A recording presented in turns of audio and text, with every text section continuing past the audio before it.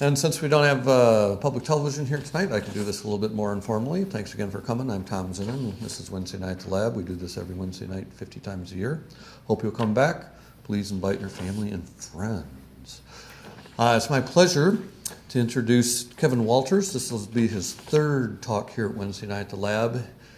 He's a historian. He studies what I think is probably the seminal passage, in at least from the scientific point, in the history of this university. Some of us are partial to Babcock and the milk fat test, but it's hard to beat the subject of tonight's talk, which is Steinbach, WARF, and vitamin D. Kevin, where were you born? Columbia, Missouri. Columbia, Missouri. And where'd you go to high school? Temple High School. In? Temple, Texas. So you moved from Missouri to Texas? Yes, only in Missouri about 6 months. I don't remember it much. Whoa. Get up and move. Yeah, I went a couple places in between, Illinois and Pennsylvania. My sister was born in Philadelphia. Wow. So, yeah, we ended up in Texas. That's good. And then where'd you go for your undergrad? UT Austin. And then you got 2 master's degrees? Yes, from at UT Dallas. Austin? And then you just finished your PhD here a year ago or so in history? Almost exactly a year ago, yeah. What's that? Almost exactly a year ago now. Yeah. I deposited on MLK Day last year. So. Always deposit on a state holiday. Yeah. So I watched one of his speeches and drank some champagne. It's pretty good celebration. That's a good idea for a historian. There you go. And then you currently work for WARF, Wisconsin Alumni Research Foundation, which is pretty cool. When I was at the National Science Foundation, I was 2 doors down from the historian of the National Science Foundation. And I think it's one of the more interesting jobs you can have, is to be the in-house historian for a major institution. Tonight, Kevin's here to talk about some new insights that he has that are a little bit different than what he had a year ago. And so the title of his talk is Revised and Resubmitted, WARF, Steinbach, and Vitamin D. Please join me in welcoming Kevin Walters back to Wednesday Night at the Lab.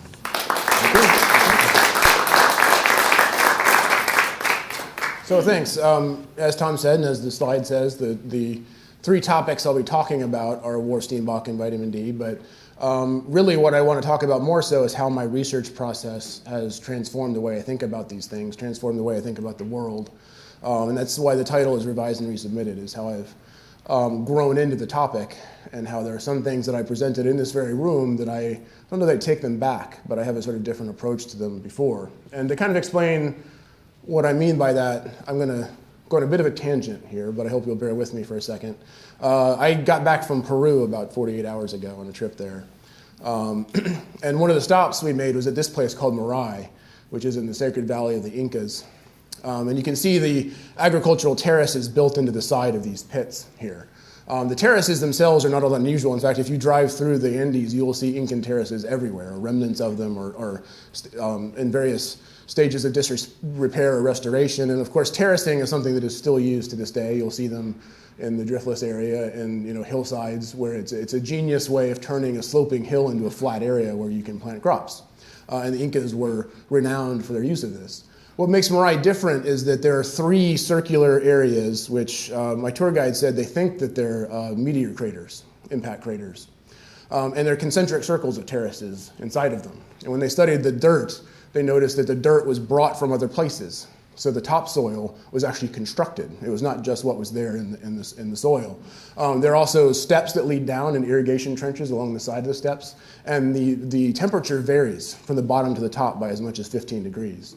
So the Incas actually managed to create microclimates on these different terraces. And so my guide, in explaining to us, he said, you might call this a station where they were conducting experiments in agriculture. And I literally took a step back and said, wait a minute, you're telling me this is an Incan agricultural experiment station? And that's notable to me because Harry Steenbock, who I study, got his start and did most of his work at the Wisconsin Agricultural Experiment Station. And so I thought that was rather notable. And Julio, my tour guide, he said, you're exactly right. There's something like 3,000 varieties of potatoes in Peru, 700 varieties of corn and maize. And it's not just because that's a fertile valley for agriculture. It's because the Incans consciously developed different varieties that would work in different climates and different temperatures. It would be hardy in the Andes and could be transported to different places along their empire.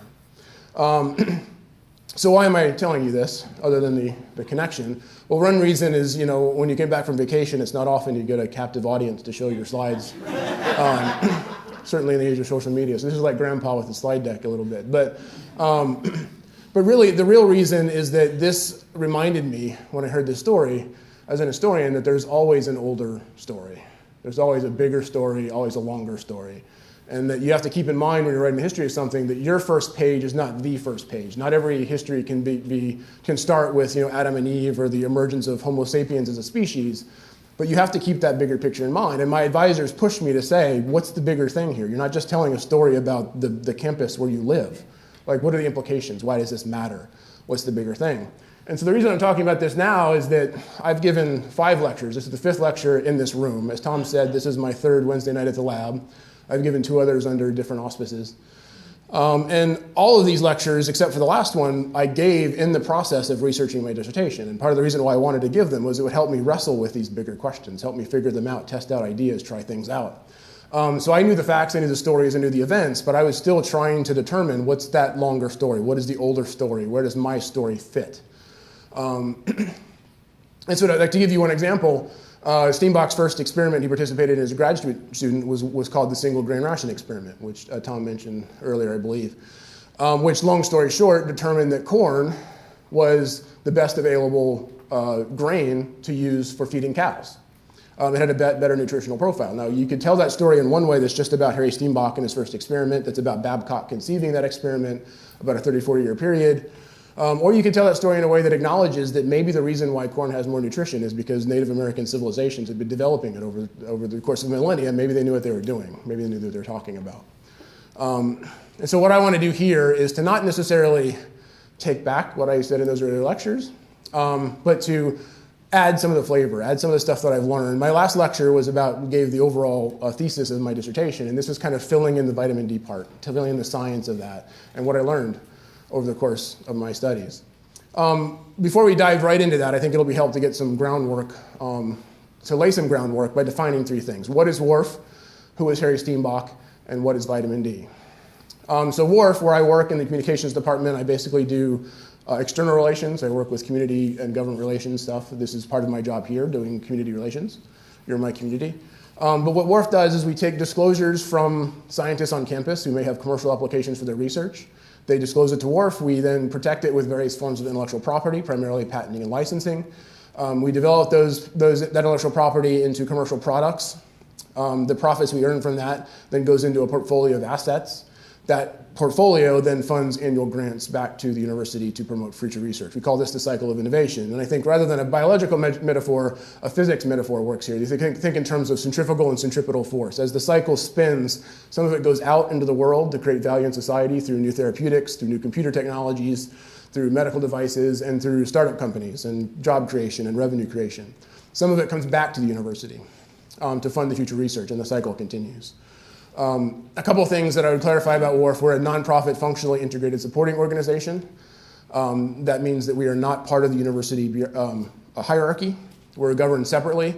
The chancellor is a member of our board, so we are functionally integrated, but a board of independent UW-Madison alumni govern our foundation. So a couple of things to clarify. We're not like the UW Foundation. We don't take donations from alumni or from anybody else. We also don't have an endowment that was funded by say Bill Gates or Warren Buffett or some big kind of donation. Like, that's not really what we do. We generate revenue, we generate our own income, and we generate our own assets. We're also not a private foundation in the sense of the Gates Foundation or the Rockefeller Foundation. If our trustees decided they wanted to go out and cure malaria, it would actually be illegal to do that unless there's a professor on campus who says, I can cure malaria, and help fund me do that. We support UW-Madison. We enable UW-Madison to solve the world's problems. That's our mission. I also have to fit this slide in here every time. It's WARF with an A, not with an O, not with an H. I've had some confusing conversations about that. So then who's Harry Steenbock? Well, the gist is that he is most famous for an invention an invention that used ultraviolet light to fortify food with vitamin D. His laboratory created that. That was the founding invention of WARF. WARF was his idea. It was based around his invention. But he was also spent his whole life at UW-Madison, or the University of Wisconsin as it was known during his life, before the merger in the 70s. He was born and bred in Wisconsin. on the eastern, not far from the eastern coast of Winnebago, Lake Winnebago, if you could call it a coast. The shore, I guess, is the right way to put it. But between Winnebago and Michigan, that's where he grew up, and he got all his degrees here, and he was a professor here. And as I said, his scientific start was really the single grain ration experiment, which made Wisconsin the home, one of the world's centers for vitamin research in the world. And so this one's a little more fun. What is vitamin D? Well, so I'm a historian, I'm not a scientist. I didn't really have a working definition for vitamin D in my head other than the pills that I take in the winter. So I went to this textbook. This is the 3rd edition. There's since been a 4th edition. There might even be a 5th edition now, but I used the 3rd edition. And there's a handy chapter, actually written by Hector DeLuca, Professor Emeritus right here, that talked about the discovery of vitamin D. But I was quickly confused because within a paragraph, the next heading says the discovery that vitamin D is not a vitamin, which as an historian and maybe for everybody, that's kind of weird. Why do you have a textbook called Vitamin D and you talk about how vitamin D is not a vitamin? Making things a little bit more confusing, the next chapter about the photobiology of vitamin D started this way. Vitamin D is neither a vitamin nor a hormone, but is created when adequate exposure to sunlight is available to promote the synthesis of vitamin D in the skin. So it's not a vitamin, it's not a hormone. Vitamin D is created when the conditions are right to create vitamin D. This is all very confusing to me. So I spent some time to try to figure out what vitamin D actually is. And here's how I would describe it. It starts with the sun. The sun interacts with organic tissue, plant tissue, animal tissue. In plants, sunlight hits plant sterols to create what we refer to as nutritional vitamin D2. So technically speaking, ultraviolet B radiation interacts with ergosterol, creates a substance called ergocalciferol. Ergocalciferol is the chemical definition of vitamin D2. Same thing happens for vitamin D3, which is sunlight plus animal fat. That's cholecalciferol, UV radiation plus 7-dehydrocholesterol. But then these nutritional forms have to go into the liver, and they have to be processed in the liver. So cholecalciferol plus liver enzymes equals calcifidiol. I think I'm saying that right. I've actually heard it said out loud. But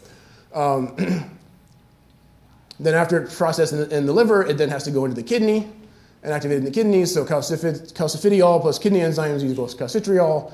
And then that's when you have active forms of vitamin D that then circulate through the blood and regulate calcium and phosphorus in the blood. So the most obvious example of this is that calcium is then absorbed into the bones, and you have calcified bone, which makes bones hard. Like that's the classic way. But this is actually an entire system.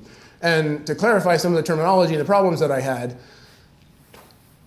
the calciferols are steroids, calcifidiol is a prohormone, calcitriol is a hormone. So what does this add up to? Well, basically, vitamin D is not a vitamin because you define a vitamin as a micronutrient. You eat it, you ingest it, your body uses it. Where vitamin D is better understood as an endocrine system, in which your body interacts with sunlight and fats to absorb, synthesize, and create steroids and hormones into the body. So that's what vitamin D is. It still begs the question, why do we call it vitamin D? If it's an endocrine system, if it's a complicated process, then why do we talk about it as a pill we ingest when we know that there's something really more fundamental processes going on here? So I want to take a little excerpt. This is actually pretty much copied directly from my last lecture, but it's a good way to introduce how I figured out this whole larger story of vitamin D. So every dissertation starts with a question. My question was, why did Harry Steenbock patent? And I found a pretty straightforward answer in this document, the relations of the writer to the Wisconsin Alumni Research Foundation and the events which led to its organization. He wrote that he finished it in January 1926. WARF was founded in November 1925. He probably started writing this around August, September. So this is basically like, Madison's notes for the Constitutional Convention. This is like, he was writing this as WARF was being founded. I felt pretty confident that it was going to tell me why Harry Steenbock patented. And in fact, he gives a pretty straightforward answer. He says, I was worried that my invention was going to harm the butter industry because margarine manufacturers would use it to create a nutritionally superior form of margarine, and I didn't want that to happen, so that's why I patented my invention. But if you go to the beginning of this paragraph, it starts with this sentence, in the meantime, another matter came up, which made me wonder, in the meantime of what exactly? This is supposed to be the beginning of my story, the beginning of my patent, but it's in the middle of something. Something else is going on here. And you go to the top of the page, and the very first sentence he wrote in this document about the founding of WARF is that the writer and co-workers discovered that vitamin A, I'm just going to stop there because, okay, who are these co-workers? I thought this was Steinbach patenting, and in fact, if you look at his patent, there's only one name on the patent, no co-workers there. And also, why is he talking about vitamin A? This is a vitamin D story, right? And I spent all this time trying to figure out what vitamin D is. I'd like to have a story that's actually about vitamin D. First, it's not a vitamin, and now it's not even the start of the story. So I went back to the scientific articles, and these were probably, as an historian, probably the first real scientific articles I really dug into. Certainly the first time I'd read 100-year-old scientific articles. And I found the article where Steinbach explained at the bottom that he was patenting that research. So this was a little asterisk at the bottom, and it said, processes and products have been, letters patent have been filed. I've applied for a patent on the research reading this article. Here's the title of that article. There's one of the answers to the question of coworkers. It is a co-authored paper. It is not Steinbach. It's Steinbach and A. Black. That's Archie Black, his graduate student. It's a number 17. It is the 17th installment in a series. It means I had some reading to do. It's also vitamins. It's not fat-soluble vitamin. It's not a vitamin D paper or vitamin D series. It's a multiple vitamins. He's writing about fat-soluble vitamins. And so eventually I went back and I found that the fat-soluble vitamins series was a 42-part series published between 1918 and 1934. 1918 was when Steinbach started as professor. You'll see in 1934 the first name on the article is actually Carl Baumann, one of his students. So he was actually, by that point, his graduate students had taken over the series and he was a secondary author. Fat-soluble 17 is the third one down the list here, which is the one that I showed in the last paragraph. And there's lots of things I could say just about the titles of these articles, but first to point out, it started out as fat-soluble vitamine, singular with an E. And it ended up becoming fat-soluble vitamins over the course of time. He didn't change the topic of the series, it's that the topic of the series changed. If that's confusing. He was writing about the same thing, but people began to define it in different ways, is what I mean. You also notice that he very rarely wrote an article by himself. He always had his grad students helping him out. There's always collaborative enterprises. I also want to make the point of noting that there are plenty of women. He collaborated with women all the time.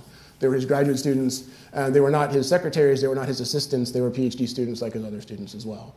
And it's very important. Women are a very important part of this story in the 1920s and earlier and beyond, and we'll see more of that. So I dug into this series to try to figure out what's the overall scope here, what's the science that's taking place, what is this whole vitamin A stuff, vitamin D stuff, like what's going on, why do the names keep changing, what's the evolution happening here. And one of the key pieces I ended up coming across, this is actually volume 34 of the fat-soluble vitamin series, the Yale Journal of Biology and Medicine. It's a review of certain researches on vitamin A, as it's called. It's basically a lit review that Steinbach wrote explaining the history of vitamin A. It was written in 1932, so it's also a little confusing. At this point, he's world famous for his work on vitamin D, and he's still publishing about vitamin A, which is curious in and of itself. The other thing, too, was that about a week before I turned in my dissertation, I had still not figured out what fat-soluble vitamins 34 was. I found all the other articles online from 1 to 42, and 34 is missing. And I could not figure out for the life of me where it was. And I finally found Steinbach, the book that he had donated to the library. So it wasn't in the archives of his papers. It was in the Steinbach library in a special section. And I found somebody to give it to me. And it listed all of his literature. And it listed this one as number 34, which was kind of a relief because it wasn't an article I was missing. It was an article that I didn't know was actually called number 34 because you can see it's not in the title there. Anyway, this was a great article for me because it did two things. First of all, it gave me some of the names. It gave me some of the history of vitamin A. It gave some groundings. Like I could see, okay, here's the scientist that came before him. Here's how vitamin A got developed. But more importantly, it gave me Steinbach's version of that story. This wasn't reading a textbook that was published in 2010. This was Steinbach himself saying, here's where I got my ideas. Here's where it came from. Here are the people who preceded me. And the way he put it, he started with Osborne and Mendel, which is interesting in and of itself because Elmer McCullum is often credited for discovering vitamin A. McCullum and Davis, so it's interesting that Steinbach started with Osborne and Mendel instead. But he also said, as in all great achievements, the impetus did not come out of a clear sky. Many were the previous attempts. And that was the start for me of understanding, oh, there's a huge story here that really does literally go back all the way to the Incas, to the Native Americans, the ancient Egyptians, the story of nutrition. And so here's what I ended up finding. We know that, as I mentioned with the Incan story, that there were civilizations that were developing different nutrition forever. The Incans were actually relatively recent, comparatively speaking. The Incan civilization, Morai was probably built in the 1400s. But even going back all the way to ancient Egypt, they were already studying nutrition and already figuring out that there was a relationship between particular foods and particular diseases. And so in ancient Egypt, they knew that people who ate liver were less likely to get night blindness. Scandinavians, as far back as the Vikings and even sooner, were consuming cod liver oil as a way to keep bones stronger, and they understood the nutritive processes of that. Of course, the famous story of English sailors who ate limes to cure scurvy. James Lind, there was a scientist who is credited with making that discovery. You have sun in the Alps, which for many years was known as a curative for many things. And you also have the relationship between brown rice and berry, or polished rice would cause berry, brown rice would cure it, which was known in Asia. And so the point I want to make about this, so like for cod liver oil, for example, I myself would actually talk about these stories in terms of old wives' tales or myths or just kind of like traditions that were passed down in an unscientific way. I don't think about it that way anymore.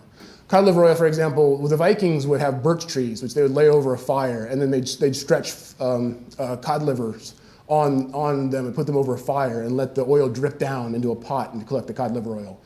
That's not something you do on a whim. That's not just something that you just kind of like, maybe it was invented by one guy, maybe it was developed over the course of hundreds of years, I don't really know. But what I do know is that's an investigation. There's science involved there. This isn't just, somebody making stuff up as they're going along. And you don't do that unless you have some sort of certainty that cod liver oil is going to do something for you. Because, as you know, cod liver oil also doesn't taste that great. Like, why don't you just eat the cod? Like, there's something going on here that I would describe as science. And that's important because, around the French Revolution, then you have something called the scientific revolution. And you have guys like Lavoisier who are starting to dissect foods and figure out the chemical components and coming up with words like carbohydrates and proteins and fats and determining what our food is actually made up of. And this leads to, in the middle of the 1800s, under the direction of a guy named Justus von Liebig in Germany, to what we call the German model, which basically said, ultimately, nutrition consists of proteins, carbohydrates, fats, and some salts. These are the necessary components of nutrition, was the argument. And a guy named Wilbur Atwater in the United States was a big champion of this German model, saying that if you want to have good nutrition, you have to understand protein, carbohydrates, and fats. This had the basic effect of wiping away a lot of that older knowledge, because there was no longer any connection between why is it that particular liver or cod liver oil, is it just because they're fat, like those kind of things. There's kind of a loss of information here that a lot of farmers would have told you this doesn't entirely make sense. In fact, we'll talk about one particular farmer who said that a little bit later. So that happens in the middle of the 19th century. And around 1881, you start getting scientists poking holes in this and basically saying, I don't think this is the full story. I don't think that this particular chemical composition is getting everything right. So this guy, Nikolai Lunin, he talks about there might be other factors in milk that in his studies, where he's studying using mice, and starts to think, I think there's something else going on here in nutrition that's required other than what Liebig and Atwater are saying.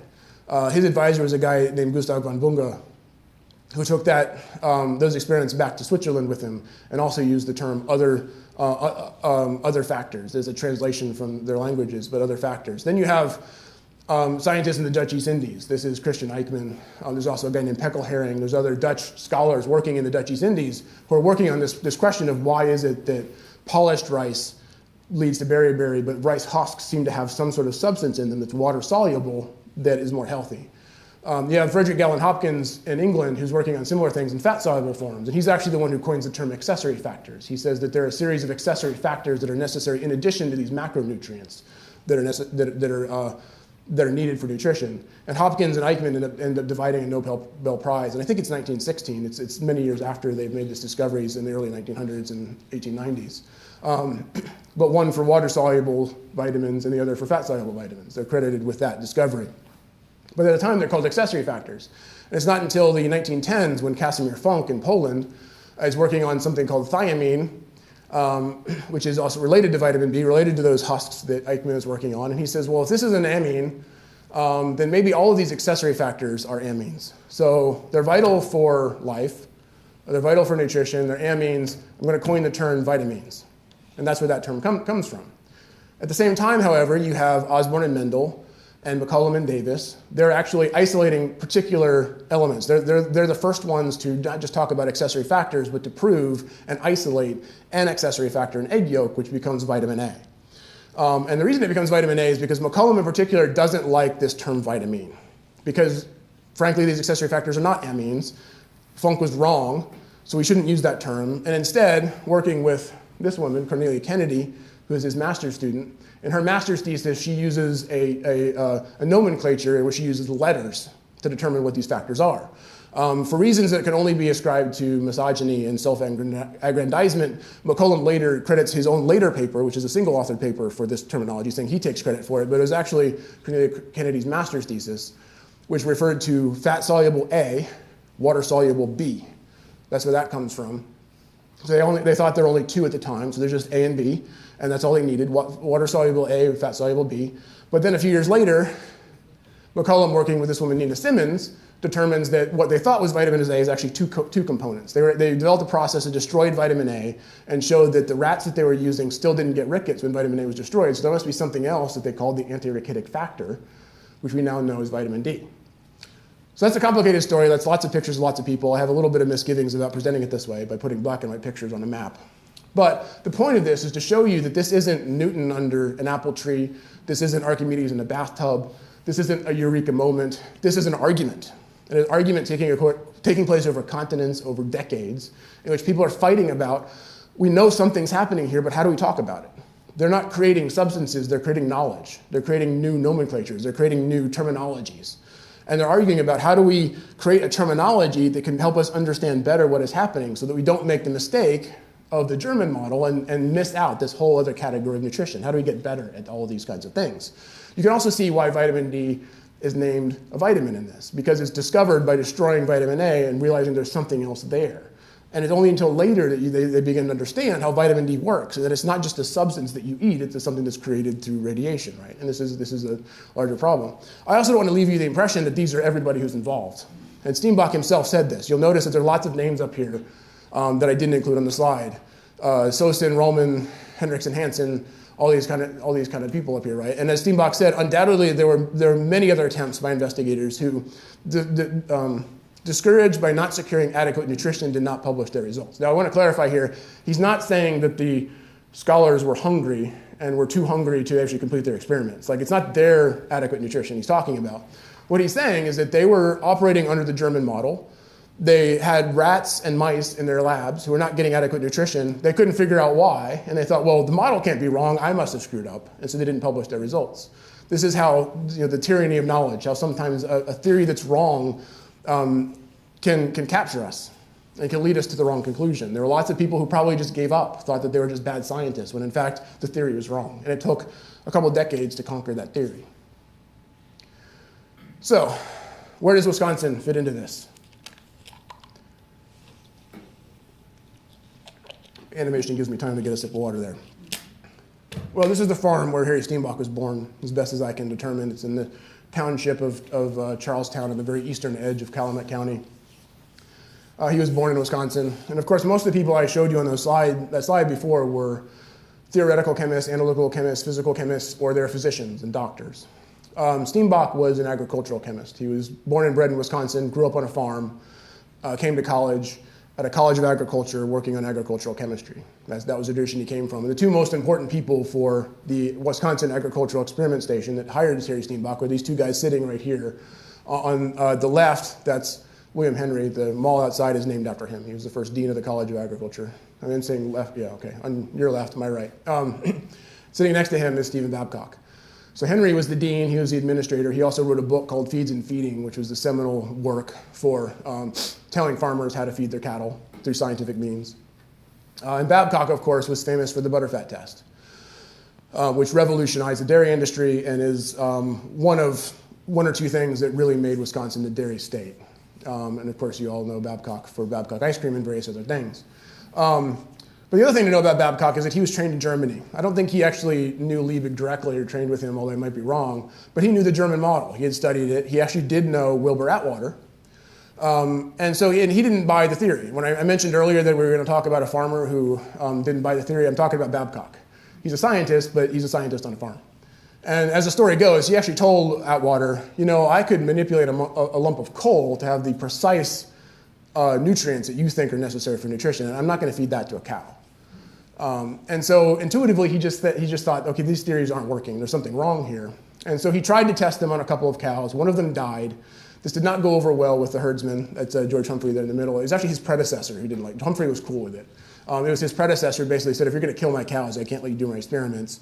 And Henry understood, okay, if Babcock goes around killing cows, the farmers aren't going to support what we're doing here. Like, that's not really, they don't get it, I need some time. So he then assigns Babcock to the butterfat test. Babcock solves that problem. 20 years later, that's in 1890. By 1910, with the butterfat test in hand, farmers are convinced that this place can do some good for us. They build this building, the dairy barn, about a couple blocks over that direction. It is the most sophisticated experimental building at the time. It's a show palace. And it's where they conduct a single grain ration experiment, which is based off of these concerns that Babcock had 30 years before, 20, 30 years before. And finally, they're in a place where they have the backing, the political support, the funding, the equipment to carry out this experiment. And they do it. Oops, wrong button. That's Babcock when he's older. And of course, Harry Steenbock happens to be starting his graduate career right at the same time they're starting that experiment, and he becomes a graduate assistant on the team that does that. And that's the first published paper that has Harry Steenbock's name on it is a single grain ration experiment. In English, anyway. He did publish one in German. So that's the story of how Wisconsin got involved in this, because McCollum is a professor at the time. Steinbach, actually, the first graduate class, I think it's the first graduate class Steinbach took, was a class taught by McCollum here at Wisconsin. And all of these women who ended up working with McCollum at Johns Hopkins or here. Well, actually, Margaret Davis did not go to Johns Hopkins. She didn't have a formal training, so she never completed her PhD. But they were all working with McCollum, and they were all, they discovered the experiment that allowed McCollum to claim that he had discovered vitamin A, despite all those other names they put on the map. Those experiments happened here. But there was somebody else involved in all of that, and that's Mr. Harry Steenbock, soon to be Dr. Harry Steenbock. He did not work on the experiments that are credited with discovering vitamin A or discovering vitamin B or discovering vitamin D, but he was working with McCollum. What Steinbach was doing was articles like this. Diuresis and milk flow, I believe that's his dissertation. The influence of function on the lime requirements of animals, the creatine metabolism on pigs. These are pretty like down in the muck, like literal agricultural, like functions of animals, like how do we make pigs and livestock more healthy for farmers. Like that's what he's doing, that's what he's working on, that's how he's going. Then in 1918, McCollum leaves for Johns Hopkins. It's a rather dirty breakup, I would say. The people of Wisconsin did not appreciate the way he left. He apparently stole some lab notebooks, some of which were not his. He released the lab rats into the wild and had to be reconstituted. But he does that around the same time that Harry Steenbock is finishing his PhD, so Steenbock takes over the chair that McCollum has vacated, and he becomes a professor of biochemistry, professor of agricultural chemistry. It's not named biochemistry until 1938. So Steenbock takes over the chair where McCollum has been doing all of this work, and now has this lab rat colony. I think McCollum is overblown to be called the discoverer of vitamin A and D. I don't think it's overblown to say that he's really the inventor of the rat colony. There were scientists who were experimenting on mice, experimenting on small animals. It was McCollum who said, I'm going to actually have a rat colony that's going to be ongoing. It's going to allow me to experiment on small animals. And he was basically saying, we can't keep killing cows. We can't, it's expensive to experiment on cows. We're going to take small animals. And he was the one who really constituted that process, and people have copied it ever since. I do think he deserves credit for that. And that's the rat colony that Steinbach inherits. It's the oldest rat colony in the world. It's the one that he continues to do his experiments on. So this is 1918. That's when Steinbach's career as a professor is starting. What else is happening in the world at that time? Well, 1918 is when World War I ends. It's also a time of pretty rapid industrialization and the growth of urban centers in the north, in Northern Europe and in North America. And one of the problems that people are facing is that rickets is extending to epidemic levels across these cities because of smog, because of the lack of sunlight, because of malnutrition in inner cities. And there's lots of people around the United States and Europe which are trying to solve this problem. It's a very dire problem. Some of them include Harriet Schick. She worked for the Lister Institute in England, but she was actually running a program in Vienna to understand the children who are malnourished because of war-torn Vienna there, and using that both as an opportunity to help those children, but also to study the malnutrition, the conditions that they were suffering from. You have Kurt Holczynski, who is taking children up to the Hohenzone, as he called it in German, the high sun in the Alps, showing that exposing them to sunlight was giving them healthier bones. You have Alfred Hess at Columbia, who's working with other professors at Columbia who are actually using cod liver oil to cure rickets. And then you have the Mellanbys in Scotland, who are showing that diets of oatmeal are not sufficient to prevent the creation of dental caries and weakened bones. So all this is happening around the late teens, early 20s. And the problem that they really are honing in on is why is it that cod liver oil, why is it that giving a spoon of cod liver oil to a kid has the same effect as putting them out on a terrace in Vienna in the sun? Sunlight and cod liver oil, what's the connection? They seem to be two very different physical substances, chemical processes. There doesn't seem to be a connection.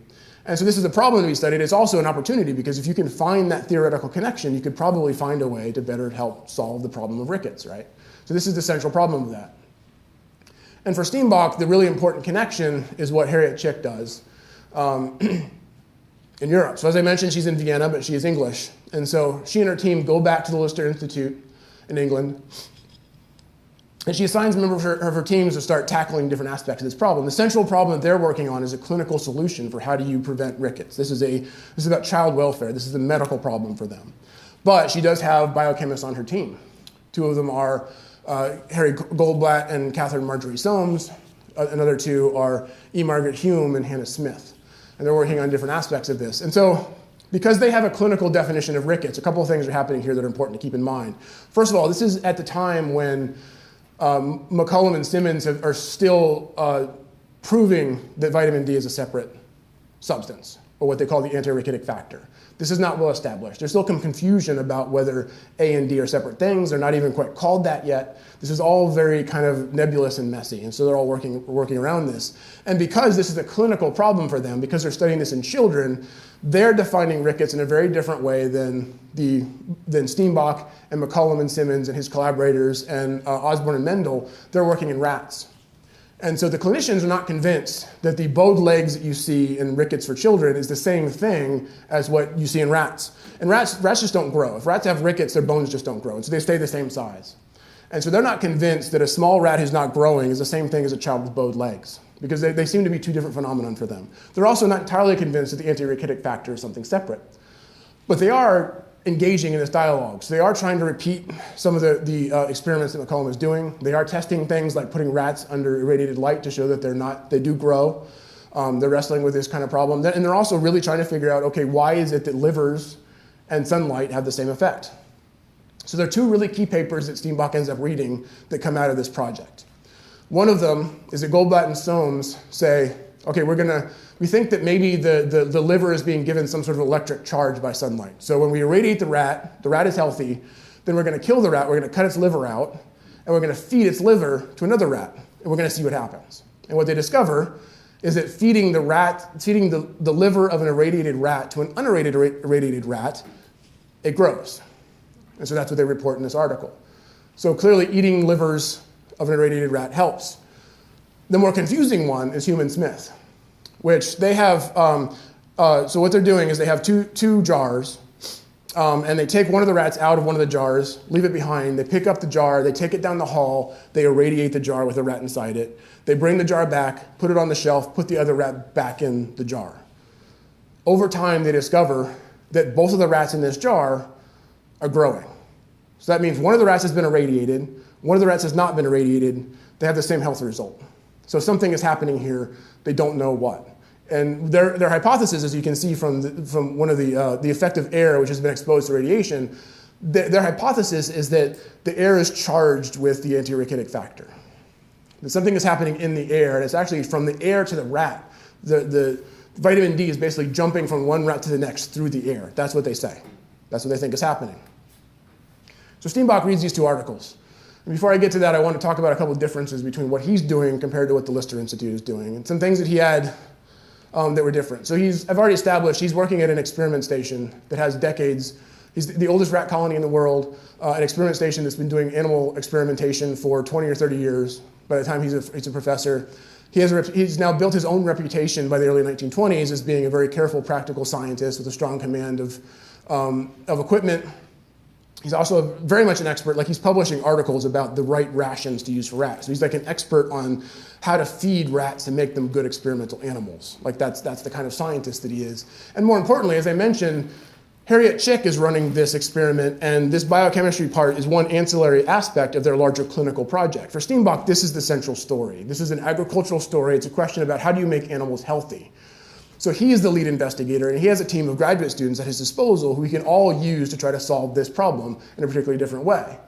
He's also using an animal definition of rickets, technically speaking, a histological definition of rickets. So he's saying, I'm not just defining this based on what the bones look like, whether the rat grows or not. I'm actually measuring their bones. I'm actually analyzing their bones, and I'm showing that a rat that does not get rickets has better calcium absorption. So rickets is not defined by whether the bone is straight or bowed or whether it grows or not. It's defined based on how much calcium or phosphorus is in the bone. And this gives him an advantage because he has a more narrow and precise definition of rickets compared to what other people are working with, right? So he reads the air-to-air hypothesis, the hypothesis that these two rats, that you can radiate air that's absorbed by it. And one thing that occurs to him is he has a student named James Jones who has actually had the same problem happen to him. Jones was doing an experiment which he was trying to measure more precisely the amount of vitamin A and vitamin D in cod liver oil. And he got to a point in his experiment which he thought that one rat should be healthy, one rat should not be healthy, and they were both healthy. Steinbach saw that and said, you must have screwed something up. Go back and start over because you must have corrupted your results. They must have eaten something along the way that got this wrong. He reads Human Smith and he thinks, I bet they did what Jimmy Jones did. I bet that's the problem here. Then he reads Goldblatt and Soames and he says, wait a minute, they're feeding them livers. Maybe this is a feeding thing. Maybe this is consumption. I don't think it's air. I think it's about eating. I think they're eating something in the cages. I don't think their jars were empty. And in fact, that happens to be right. There's sawdust at the bottom of the Smith and Hume jars. They're not empty jars. So he says, okay, I think they're eating something at the bottom of this. And so the first idea is he's going to irradiate the livers directly. He's not going to irradiate the rats and then cut their livers out. He's going to cut their livers out and irradiate the livers. The problem is rats are kind of in short supply, and he doesn't want to waste his rats. So he just skips to the next step. We're going to irradiate the rations that he's kind of famous for developing the Steinbach ration. He's going to irradiate those rations, feed those rations to the rats, find out what happens to them, and it works. The rats who are eating irradiated rations don't get rickets. This is the article that I showed you earlier, the one that he used the patent. He put the patent asterisk down at the bottom, his collaboration with Archie Black. But that's not the whole story. This is where I used to end the story. This is where I used to stop. Steinbach actually, because he'd had an experience with a previous attempt to patent, he submits this article, but he tells the publisher, don't publish this until I release it. And while he and Archie Black are conducting their experiments, he gets his graduate students and he sets them off in multiple different directions to try to lock down this problem and try to prove it. So what do? This is actually where I wish I did have pictures of his students so I could show you some of them as well, but weren't able to find good ones. So fat syllabus 17, irradiation of rations. Steinbach and M.T. Nelson, that's Mariana Nelson. She's doing the histological definition. She's showing that there's as you can see by the title, the calcifying properties in a rickets-producing ration by radiate energy. So she's saying, okay, we know from fat syllabus 17 that the rations work. I'm going to show you how they work by showing you the bones and showing you that these are calcium-rich bones. And this is actually why it's happening. This is meant to prove and respond to those who think that rats not growing is not a rickets problem. This is a separate problem. They're showing that this is the same thing in rats that the Lister people are working with in children. So this third one, in Archie Black, then they go back, and now in addition to rations, they start irradiating everything they can find. Olive oil, palm oil. I think they do actually irradiate livers. Basically any kind of fatty substance they can find. It's oil that's been left on the shelf for a year, things like that. And again, they're just trying to show that this isn't just a one-off. This wasn't just the rations. This is something that works in all fats. They haven't yet, the science of vitamin D has not progressed to the point that they understand that it's sterols. That's actually something that a guy named Windhaus in Germany is going to determine later. He'll actually win the Nobel Prize for that, for determining that sterols is a substance. They haven't gotten to that yet. They're just irradiating everything with fat in it, just try to figure something out. But then, and this is where the fun begins for me, Elmer Nelson, who is married to Mariana Nelson. She was Mariana Sell. Now they're both Nelsons. They're both working in the same laboratory. Elmer has finished his PhD. He's a postdoc working in the Steinbach lab. I believe at this point he's funded by Mead Johnson, which is an infant baby formula maker. And it's a later WARF licensee, by the way. No coincidence. So Steinbach sends Elmer off to go replicate the Lister experiments. Not just replicate them, but show why they failed. And figure out a way to demonstrate that their results were wrong. And so they developed this contraption, which I think is kind of awesome. It's two rat cages stacked on top of each other with the bottoms cut out. You notice two things. One, there's no windows here, so it's shielded. There's no light getting into those. But they're separated by wire mesh. So the idea is you put a rat in the top, everything in that cage is going to fall through the wire mesh, fall down, so there won't be any sawdust, there won't be any feces, there'll be nothing for that rat to eat, but then the rat in the bottom will eat it. And what this can then show you that the rat in the top gets rickets, the rat in the bottom does not, to show you that they're eating irradiated stuff on the bottom, right? Now the problem with it is they do that and it fails, and they can't figure out why at first, but then they notice that they've been reusing the screens, and the screens have something sticky on them, and they've been irradiated. So the stickiness on the screen has been irradiated, so they clean the screens. They wash the screens, they don't irradiate them, and they put them back in fresh. And then I think this might be my favorite slide, because it shows you precisely what they were determining. These are rat growth lines. So they're plotting how the grams, the weight of the rats by grams over the course of 4 weeks, and they show you the difference. So this is an irradiated rat, this is irradiated air, and the irradiated air is the same as no irradiation. That basically proves that this is not an air thing. You cannot charge air with vitamin D, but you can irradiate the rats directly, right? So this shows you that the rat got bigger. These rats leveled off after several weeks. They didn't grow anymore. So here's what Elmer found. A unclean screen irradiated, rat grows. A washed screen irradiated, doesn't grow. No irradiation, same as the washed radiation. So a washed screen doesn't give the rat anything to chew on. And what we now know, so for instance, when you have vitamin D3, it's usually lanolin, which is sheep wool. It's irradiated sheep wool. That's what was happening here. The rats were rubbing their fur against the screen. The oil of their fur was coming off on the screen, and the rats were chewing on it. And because they're rats and because they're very small, it actually takes very little vitamin D to actually cure a rachitic rat. It's a very different story in humans, but this is a very subtle experimentation. So you're seeing here, what distinguished Steinbach was, first of all, he's framing this as an agricultural problem, as an animal problem, not just a clinical problem. He has assistants to help him in multiple ways here, and he's very, very meticulous. He's washing screens where other people had already published results saying this must be in the air. He said, no, it's a dirty screen. So it's only then, he's already done 4 different lines of research. There's the rations irradiated, there's the fats irradiated, there's the calcifying properties bone examination, and there's the Elmer Nelson's retrying with the bottomless cage experiment. It's only then that Steinbach calls up a friend, Amy Daniels, she actually taught him at Wisconsin when she was a PhD at the University of Wisconsin. I believe she was in the home economics department. She is then moved to the Child Welfare Research Station at the University of Iowa. He calls her up and says, I need you to test this in humans. I need you to try this out. They write an article that's published in the Journal of the American Medical Association. Here's actually the letter she sends to him where she says, the accompanying data is it. I got it. I fed these 2 babies irradiated oil, and they're healthy. You did it. It's also Amy Daniels that tells Steinbach, I think somebody else is getting close to making this discovery. I believe she's talking about Alfred Hess from Columbia, and she basically tells Steinbach, you better publish this stuff. You better get to it because there are other people who are honing in on this. So she sends him a letter saying, publish without delay. So he releases the hold on that publication of that number 17, and he puts that little note at the bottom saying, I'm filing patents on this. And that's that story. So, I mean, again, women are very important to this story. They're not assistants, they're not secretaries, they're not just sort of like, you know, the women behind the great men. They're leaders, they're running labs, they're very important. They're doing the stuff that Steinbach couldn't do. And it's very important to remember that and keep that in mind. But again, the science still isn't over. You still have to determine, okay, how much vitamin D do people need? What foods does it work in exactly? As I mentioned, it's not until later that they figure out that it's sterols. So the first license for WARF, the reason WARF was created, so the reason Steinbach patented was because he wanted to protect the butter industry. The reason WARF was created was because Quaker Oats was going to give him $1 million.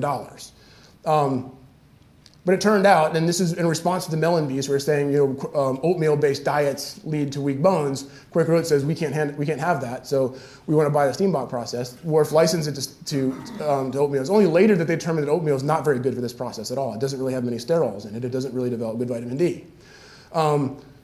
The best use in the early years of the WARF license is actually these 5 drug companies. They develop a process called Viosterol, or a substance called Viosterol, which is essentially oil that's been irradiated and works better than cod liver oil and tastes better than cod liver oil, and is actually the best part. But of course, they did not license any margarine or any oleo. So WARF then goes on to, Steinbach is still active in the control laboratory of WARF. These are ads in JAMA, Journal of the American Medical Association, explaining how WARF is using the Steinbach process to control vitamin D. But the real prize is vitamin D milk, and it takes another 10 years of researching with other graduate students for Steinbach, other WARF employees working on this. As you can imagine, exposing milk to ultraviolet light just in its plain form doesn't tend to, the milk doesn't hold up terribly well. It doesn't necessarily taste good, and you're warming it up, and it also kind of interferes with pasteurization, things like that. So it took them a while to conquer that problem. But by 1935, far and away, WARF earns more money on vitamin D milk in the form of evaporated milk, in the form of additives, in the form of irradiating the yeast that you feed to cows. This is the real moneymaker for WARF and vitamin D milk. And these are the machines that they use. They've finally developed for fluid milk. And some old milk bottles that had the WARF name on them. So the ultimate conclusion here is, I think, in the public imagination when we talk about history, and I think even among some academic historians, there's a tendency to think in terms of heroes and villains, in terms of the hero story or the revisionist story. And I think actually, is Washington a hero, or is he a slave owner? Is Edison a genius, or a guy who stole Tesla's ideas? Is Luke Skywalker a farm boy who saved the galaxy, or a disillusioned old Jedi? I had to throw that in there too. And I was wrestling with these when I was giving my earlier presentations, with the stories that were told about Steinbach the same way. But I think the better stories, whether it's about Luke Skywalker or Thomas Edison or George Washington or Harry Steenbock, the better stories are the ones that start with understanding, interpretation, and meaning, which is, why did these guys do what they did? What were the consequences of those actions? And what does this tell us about the human experience? The stories that capture both the good and the bad together are the ones that I think I like the best. And so when I was wrestling with this, I was reading these stories about Steinbach that told him as the hero, the guy who founded WARF, the guy who made $1 million, who turned down $1 million, who basically turned off over all his money to a foundation, who saved children from rickets, who was this great hero, or the guy who didn't really do anything that different. Hess would have done it anyway. These other scientists were all working on vitamin D. All he really did was just care about profit, all these kind of things. And you have both of these stories, which are, I think, both give Steinbach not enough credit, but also too much credit in certain ways. The more interesting story for me is to think of Harry Steenbock as a guy who was a talented lab worker, was a very unusual scientist, a conservative in every sense of the term, as the faculty document that memorialized his death said, and a Wisconsin farm boy at heart. And there are these values that drove him to be a different kind of scientist than the other people who were operating at that time, and they informed both his successes and his mistakes. This is a particular kind of unusual Wisconsin story, and that's what I like about it. So then I did sneak in one more vacation picture here at the end, and that's our contact information. So happy to take any questions with the time we have left. So, thanks.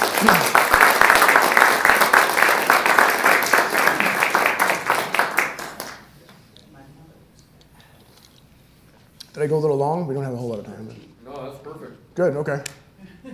Yeah. Well, I'm going to ask you a question. It's not really relevant, but it is relevant in that there was a controversy between Link and Steinbach, and that Link wanted to patent aspartate, and Steinbach blackballed that or whatever. Yeah. Do you know anything about that story?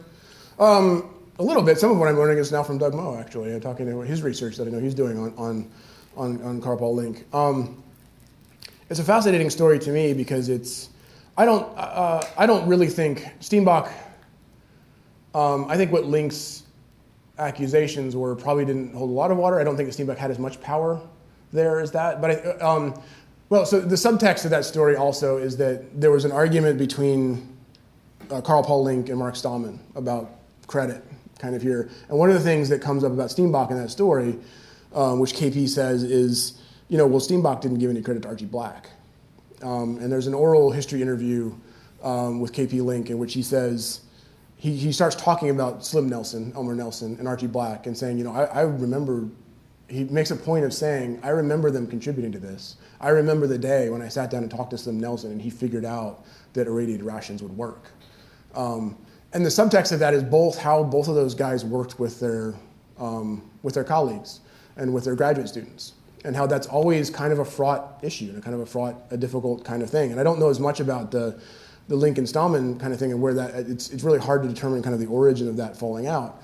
But in the Steinbach story, it was that Steinbach didn't intend to personally patent this. He didn't intend to make a lot of money, so he just went out and did it. And it wasn't until later that he effectively excluded all of the assistants I just talked about. They should have been on the patent. There's just no doubt about that. They should have been named on it. And if it happened today, WARF would insist on including them and sharing the royalties with them. But because of the process, because nobody had done it before, it just didn't happen. And I think Link would make a point of pointing out that, if you're gonna get on me for maybe not treating Mark Stallman as well as I should have, but what about Archie Black and what about Sim Nelson and that kind of thing? And so that's one of these stories that, it's why I also tell the story in a way to make sure that I'm not just talking about, look at this great thing that Steinbach did, look at his assistants, look at the women he worked with, look at the people who are excluded from this story, because, and it's not just about being, equanimous or egalitarian or, telling the story the right way. It's that you can't understand the science unless you understand that these guys were working with you. This is an enterprise. This is an argument. This is discussions with people. And it's fighting about stuff. And we're not going to make discoveries in the future if we continue to think that it's just about, sitting under a tree and having a great idea. We got to work together. So. Well, why would he be involved at all in this Steinbach? This was, seemed like a good idea, right? I mean, I know nothing about it. There was a problem with bleeding from aspirin. Why not add vitamin K? Yeah. Seems like logical. Yeah, and I don't really know. I don't know the details enough to say. I mean, Steinbach. The other part about that is that Steinbach was, I think both Steinbach and KP Link had long histories with WARF and difficulties with. I mean, ultimately they handed their idea over to a foundation, and I think they both had very different relationships with control and power. And so they both. I think the subtext of that too is kind of like, if you're going to let WARF do this, you can't. I mean, what ultimately happened was the trustees at the time were basically saying, we don't see a commercial application for aspartate right now. And that didn't sit well with KP Link. And so he was saying, well, Steinbach must have submarined this or somehow, or that he was just sort of looking for, like, why aren't they doing what I want them to do? And this is an inherent problem with a foundation like that, which is that I think it's a good thing that you have patent experts saying, is this patentable or not, and not the original scientists. But, people like to control what their science does. Is there another hand up there? Yeah. A question, maybe, if you know the answer, is there some evolution in patent law where if you don't disclose other people that were on the research, that the patent could be invalidated? So it's, I'll see if I can pull this off the top of my head, but so certainly for up until 2011 in the United States, it was the first to invent system. So the first person to invent a process could have the patent. Now it's the first inventor to file. So you just have to prove that you invented it. But if you are the second inventor and you get to the patent application first, then you can get priority. That's how it kind of works now. Around the world, it's mostly first to file, which is that they're not going to waste their time going to try to determine priority. If you get there first, you get there first. So at the time, this was the Steinbach got in a large argument after the fact with Alfred Hess, in which Hess's point was this shouldn't be patented in the first place, but as we were going to patent it, then I got there first. And Steinbach had to meticulously go through and say, here's where you presented your article. I was already doing my experiences by the time you first presented this. So it's pretty clear that he had priority. And so he was concerned, his actual concern was that it would be disclosed in a public way, it would no longer be patentable, less so that they would beat him to the patent. So the problem with patenting is once you disclose, you have a certain amount of time, there's a grace period, which you have a certain amount of time to be able to get to the patent office to file it. And after that time is exposed, I think it's like 18 months to 2 years. That's also changed. That's where I don't remember off the top of my head what it was in the 1920s. But I think it's like 2 years or 18 months. And so let's say you publish an article and you don't think to patent it, you don't file a patent application until 2 years later, it's too late. That's now considered public domain. And so that's part of why he was holding back, was because he had a previous patent that was about a concentrated form of vitamin A, and the university didn't move fast enough on it. And by the time they tried to file the application, that grace period had already lapsed, and so it was no longer patentable and anybody could use it. So that's kind of the real problem, is when does it become public domain, as opposed to like who's going to beat him to it. But he did have to defend and have to say, no, I can show you my lab notebooks. I can show you that I did this first, and he was right. He got there before Hess did. Yes, Tom? I thought there was other people involved. That's what could be controversial today, that if he doesn't name all the people that helped him, that can invalidate his patent. Yeah, I don't know enough about the patent law to say that. I can certainly say that, yes, based off of how we do things now, all of those people should have been named on the patent. I don't know in terms of the patent law how that would affect the patent eligibility, though. Yes, Tom? So in passing, you just mentioned something I had never heard, and that was the attempt to patent a vitamin A invention or process. Yeah. The fact that I haven't heard of it doesn't mean.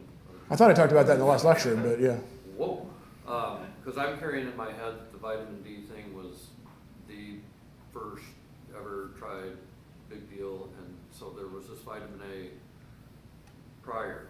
What Yeah. can you tell us more about that? Is it a rich vein you know of, or what, Yeah, has that been published much? Can I read about it somewhere? I haven't gotten my dissertation out yet. I'm still working on getting it bound and available, but that'll be the first. I think Rima Apple may talk about it in her article as well. But I mean, the story, so like I put the quote up there where he says, in 1920, the writer and co-workers had discovered that vitamin A, that's what he's talking about, is that he had developed a process that you could take alfalfa and other green plants and concentrate them and create a vitamin A concentrate. And this is the first time that he thought, so the way he explained it in that document was he said, if you added vitamin A to margarine, it would be equal to butter. If you add vitamin A and vitamin D to margarine, margarine's better than butter. And so what he was saying was that like the first time it occurred to him that he was inventing science that could damage the dairy industry was this vitamin A concentrate. So it goes back that far, 1920. 1920. And that's when he, and it's a little confusing a little bit in terms of like, because it's not as well, part of the problem is that because Steinbach writes a lot more about why he patented vitamin D, and it took me a little while to kind of try to figure out, okay, well, what about the vitamin A thing? Because he kind of forgets about that because it's a failure. He doesn't talk about that as much. But it's a vitamin A patent in which he goes to Burge, the president at the time, and I think he tries to go to Harry Russell, but Harry Russell was abroad. I'm not remembering the details exactly, but I wrote about it, so I'll send any of the sources. He goes to Burge and he says, I want to patent this because I'm afraid the margarine company is going to get to it. And Burge basically says, Burge does a very subtle bureaucratic kind of maneuver and basically says, I don't want to deal with this right now. He's a lame duck president. They're about to hire Glenn Frank to become the next president. And he basically kind of ignores Steinbach. And he says, well, okay, we'll hire you a lawyer. We're not going to pay the lawyer, but sure, fine. A.B. Marvin is the name of the guy, Arbor Marvin. And he's an alumni. He'll help us out. And so Steinbach sits down on Decoration Day, I think he says it was. It's a holiday. And he sits down with Marvin. They draw up a patent application. But Marvin's not getting paid, so it sits on his desk for a year. And Steinbach actually put a whole chronological of correspondence about 18 months later in which he says, here's all the times I tried to get Marvin's attention and all the times he ignored me. And all the times he wouldn't get back to me. And by that time, the patent application has lapsed and he can't get anything to do with it. And then he gets a letter from a guy who's working at the Mellon Institute who basically says, can you tell me a little bit more about your vitamin A concentrate process? Like how much alfalfa do you need? How much, how do you do it? How much can you do that? Steinbach writes him back a letter telling him. And in Steinbach's papers, that letter is right next to a clipping from a journal, which he circled in blue pencil, which shows that this guy who wrote to him was funded by the Swift Margarine Company. And so that's when he says, oh great, they already got me. I can't get Marvin to file this patent, and now this guy who's working on a Swift Margarine Company fellowship is asking me questions about this. And he said at that point, he said, I assumed that at that point the margarine company was already using my process, and so I gave up. And so then, as it said in the article, in the essay he wrote, in the meantime, another matter came up. And in the meantime, he had determined that rations could be irradiated to create vitamin D. The difference this time around is that Quaker Oats is involved, and a guy named Miner Laboratories in Chicago, who had worked at the FPL and was a consulting chemist, Forest Product Laboratory. He does some engagement with them. Quaker Oats has a farm in town that they work with the College of Agriculture. So Quaker Oats basically has made it clear to Steinbach that they will pay for this vitamin D process if he patents it. Steinbach doesn't want to sell it to them, and so Miner, as a go-between, says, well, there's this article I read that talks about creating this foundation of Friends of the University. You could do that. Where's that article from? It's in the Chemical and Metallurgical Engineering. It's the Hoskin-Wiles proposal. So Hoskins is is it Hoskins or Wiles? Hoskins and Wiles, one of them's a patent lawyer and one of them's a consulting chemist. And one of them had worked very closely with Miner. And so it was published in like 1921, and Miner and Steinbach are talking in like 1923, 24. And was that a general model for research universities anywhere, or was that specific No. to UW? It's a whole, the Hoskin-Wiles proposal was in response to an ongoing debate about what universities should do with patenting. And you'd already had Columbia and California had convened committees, basically committees under the president of their universities to try to patent inventions. And so it was T. Brailsford Robertson had an invention called thyroxin. Oh, thyroxin's a different one. I'm not going to remember the inventions off the top of my head. But T. Brailsford Robertson had an invention in which he was trying to get California to patent it. They created a committee. They published in JAMA basically saying, here, we're not sure about the ethics of this. We're just going to let you know what we're doing. But it's a committee under the president. Doesn't really happen. Nothing really happens with it. Columbia is also exploring the same thing with a committee there. And then the one successful one prior to WARF is Frederick Cottrell, who had the electric precipitator, which is basically clean smokestacks. He's actually a colleague of Robertson at California, and he gets connected to the Smithsonian Institute, and they create the Research Corporation of New York, which is the first real patenting arm. It still exists in some form today. But they actually exist before WARF. It's like 1911, I think, is when it's created. And that's the difference between that and WARF is that it's they contract with universities. So it's not dedicated to a university. It will basically take any inventor who wants to give them their patents, they'll do it. And they end up having some success. And so there's this debate going on. There's also a guy at the Mayo Clinic who is trying to work with Minnesota to give the proceeds of his patent, that's thyroxin, the benefits of his patent to the University of Minnesota. It doesn't end up making any money, and the American Medical Association comes out and basically says, it's unethical for you to be doing this because you're a doctor. And so the reason why WARF is successful, where those other examples were not, was that it's independent, it's run by business people, it's run by a patent lawyer and investment professional who know a little bit about running a business. It's not captured within university bureaucracy. It's also agricultural chemistry, which has a sort of they're not trying to cure patients here. There's no patients involved. This is about fortifying foods with vitamin D. So it's a regulatory space which is open. They have the knowledge base and the knowledge expertise to create it. And most importantly, like the reason why Harry Russell pays attention to the vitamin D patent when he did not pay attention to the vitamin A patent was the Quaker Oats offer is on the table. And so he and Slichter basically get together and they say, we know Burge is not going to do this, we'll take this on. And Burge basically says, go do it. And they take the Hoskins-Wells proposal, they write up a little bit, they present it to the regents. The regents say, fine, it's off our hands if you go do it. And Slichter runs off and recruits the alumni. So that's how WARF gets created. So, and Slichter at the time was graduate school? Graduate dean, yeah. So he uses the same network that he was building. So the research committee existed before Slichter, but when Slichter comes in, I think it's 1921 when he becomes a graduate dean, and he's the one who really gives teeth to the research committee. And he's also developing an alumni network of donations, of donors. And so he has the New York group, as he calls them, which consists of William Keyes, who's and a few others, Gerald Dahl, people like that, and also then he has George Hayton, Tom Brittingham, who he has relationships with, and he's able to recruit them.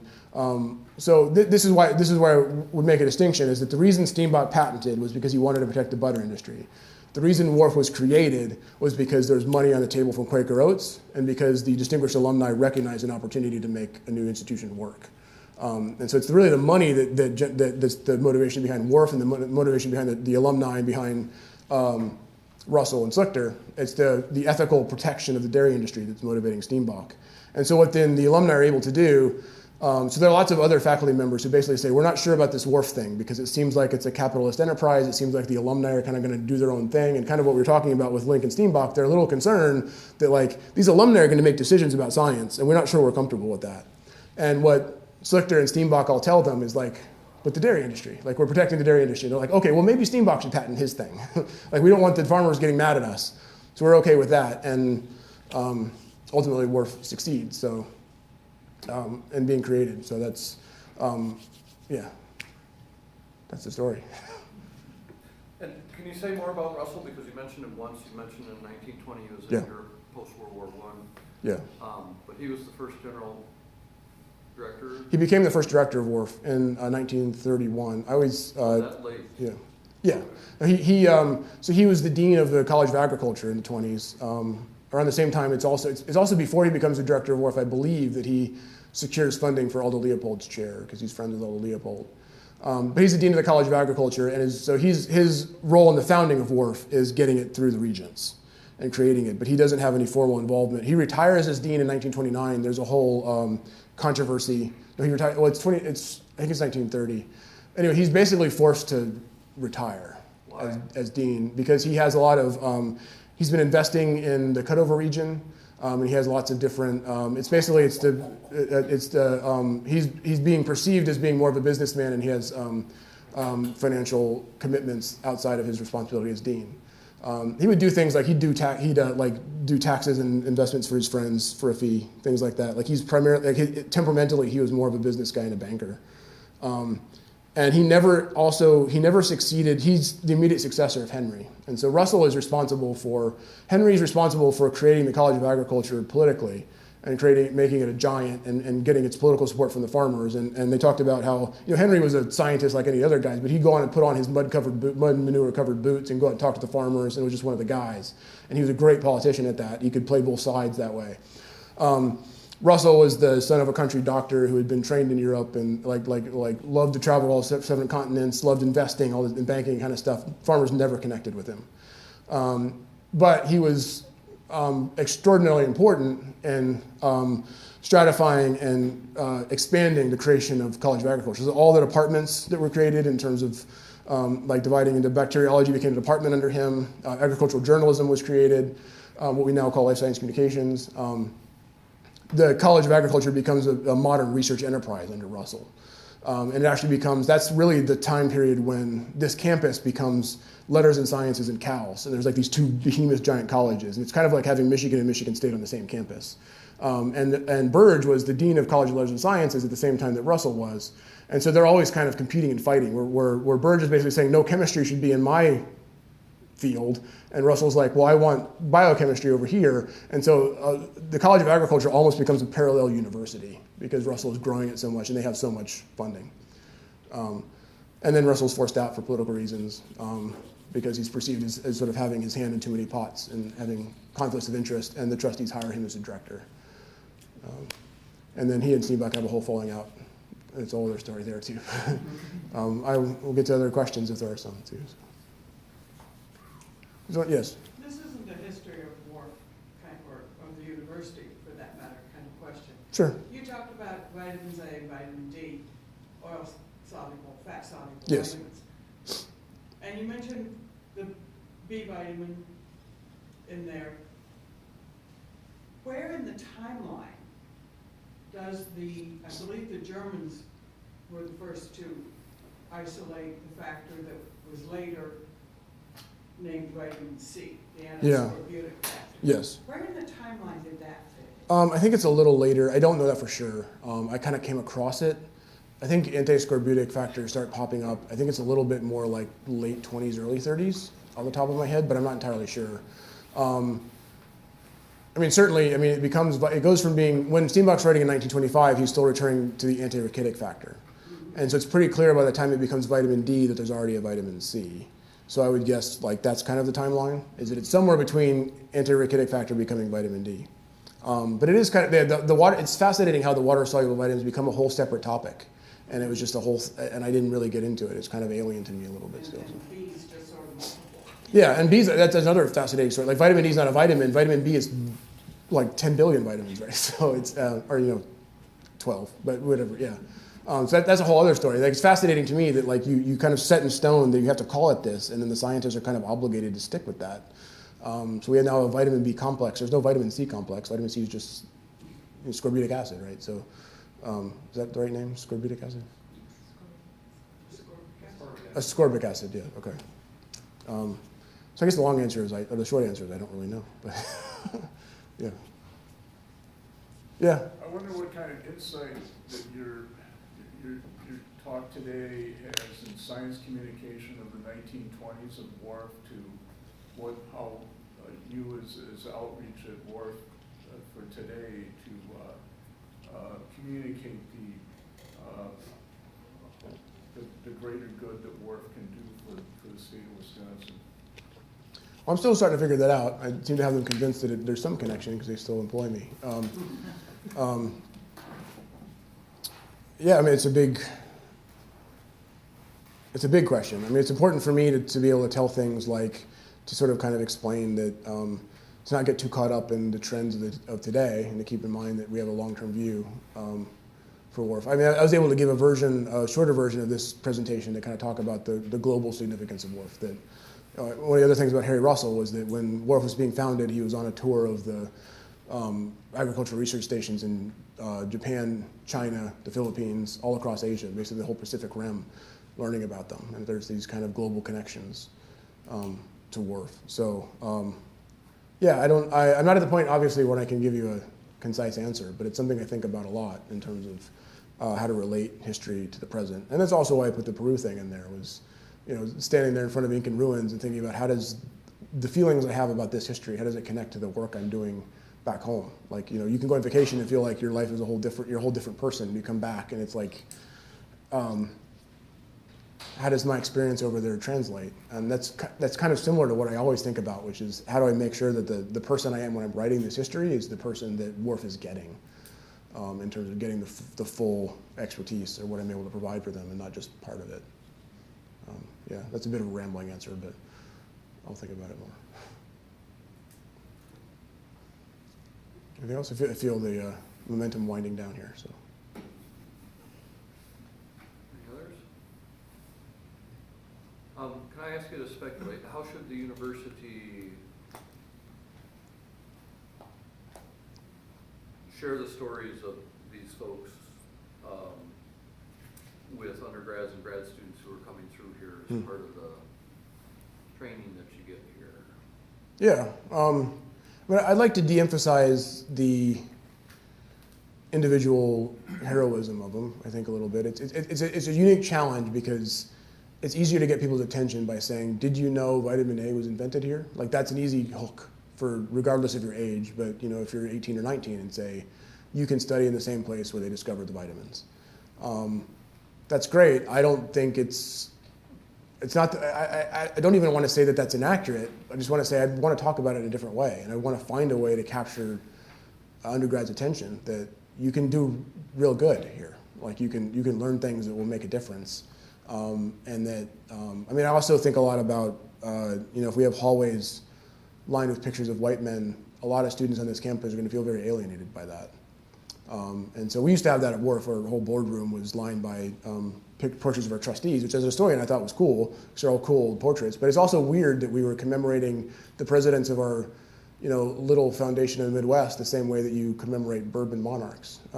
It's kind of a weird thing to me. So we took half of them down and we kept a few up to remind people of that, and now we have science images that are visually cool and you can kind of translate to people, like heat images of the four lakes, microscopic images of like breast cancer cells, things like that look very visually cool and I hope appeal to students.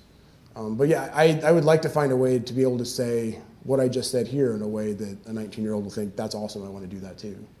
But without thinking, I'm never going to look like that white dude, so I don't know what to do. Yeah. I remember when I came here in '82, there were no brass plaques. Oh yeah. And then about 20 years ago or so, the brass plaques went up, and as an outreacher, they're very helpful because otherwise people don't know real basic things like, wow, this is pretty good. They know all this stuff about football and basketball, but they don't know much about this stuff. And yet, you're making the point that it's hard to get across this sophisticated story in 200 words on a brass plaque. And coming from a humanist in humanities, where my whole life the humanities have been in a crisis of some sort or another, which is that. I realize. Okay. Yeah. I was born, and they're like, "Oh, here he comes. Humanities are dying." But I really do think that one of the places we failed is to not be able to speak to some of the more entrenched technological challenges that we face. I made the point when people are talking about. I don't think it's a coincidence that a guy who created a Facebook to rate whether women were hot or not ended up creating a platform that's kind of problematic for democracy, right? Like things like that. Or a guy who's, tech giants who are really fond of reading biographies of Augustus Caesar, that they don't really quite understand the history of technology as well as they should. And I'm fascinated by science and technology studies. I think what the Life Science Communications Department does here is absolutely outstanding. I think we have a great department here. I love what they do, and I want to continue to engage in how do we find these really, theoretical knowledge which can kind of break your boundaries and change the way you think about things, but also requires a certain vocabulary that most people don't have. And how do we take those boundary breaking kind of ideas and get them down to, communicate, they talk about how presidential speeches, not just our current president, but every president, every State of the Union address is about a 5th grade level of vocabulary. How do we talk about science and technology studies at a 5th grade level, but where you understand that it kind of breaks down some of the assumptions that you're making and some of the things that are, some of the really cool things I learned, like, that objects have agency. And things like that, like the idea that your medical record, if it's written in a certain way, will affect your treatment on its own. Like, it's not just that the doctor's interacting with it. If a doctor writes something down, then that becomes an object that's going to affect your treatment along the way. Things like that, how you talk about that in a way that people are like maybe what I just said, kind of people don't understand what I just said, like or why it matters. But how do I talk about that in a way when it becomes entrenched in the way we think about the world, as opposed to just this cool theory that some guy came up with that we all talk about in a seminar room. I think that's an interesting challenge. And like I said, I think this campus is well positioned and has the people who can do that to talk about that. So, and places like this, that's what you're doing here. I think we have a lot of resources to keep doing that, but it's a constant work in process, right? That's why I keep coming back, to get better at telling my story on your camera, so that I can also go back and I remind myself to not wear the same sweater every time. I looked at it. That would help, yeah. Yeah. You're also telling a different story, not just a better story, which is really pretty fascinating for many of us. I appreciate that. Thanks. I hope it worked. One more question, Mayor Seeley? Well, in your previous talks, you talked about the local media, the Capital Times, and the WARF, and so in reviewing the question I asked you previously, I wonder if you looked at the press of today and how the reaction of similar stories of WARF and the press today versus the press of the 1920s in WARF. It's interesting to me that, how do I put this? Not just the Cap Times, but I think any newspaper doesn't have quite the narrative shaping power that it used to. And so there are certain critiques you could make of WARF. Like, I guess I was surprised that, I was kind of, as I said, I was reading these 2 stories of Steinbach. One was literally it was the State Journal version of him, Steinbach the hero, and the Cap Times version of Steinbach the villain. Like, you can trace those using those 2 papers along the way. And so being entrenched in that and reading that, when I first started talking about WARF, I was sort of like loading for bear that one of those 2 angles was going to come at me and they were going to be upset. It turned out they didn't know. And they didn't really, I was educating them about what WARF does as opposed to sort of like combating the bad news about WARF out there, or like the wrong stories about WARF. And so that redefined what I'm doing now, which is I'm not myth busting, I'm making sure I'm telling the story right the first way, right the first time, rather than correcting it after the fact. When people come at me and say, well, yeah, WARF's a demon, WARF's corrupting the university, and I have to say, well, actually, I can tell the story in a way that says, we've done some things wrong, we've done some things right, and on balance, I think WARF has been pretty good. And I want to use the history to make sure that we keep getting better, and we do it better next time. And it took me a while, but that's actually a much better place to be, which is I can tell the story the way I want to tell it, and I can tell it in an open, honest way. I can have transparency be a value. And a lot of people don't really care what the Cap Times said in the 1930s. I think I guess to your question, no matter what story you put out, it gets lost pretty easily. And the only way to get attention is to be brash and offensive and outraged. And I'd like to find a way to get the right kind of attention without telling the wrong kind of story. And I feel like too many times today that the headlines are the wrong kind of stories and the wrong kind of attention. So I don't know, if I had the solution to that, if I had a solution in a way we could get back to find out who Walter Cronkite is and have him be listened to again, that would be great. But yeah. Okay, I think that's it. Thank you very much.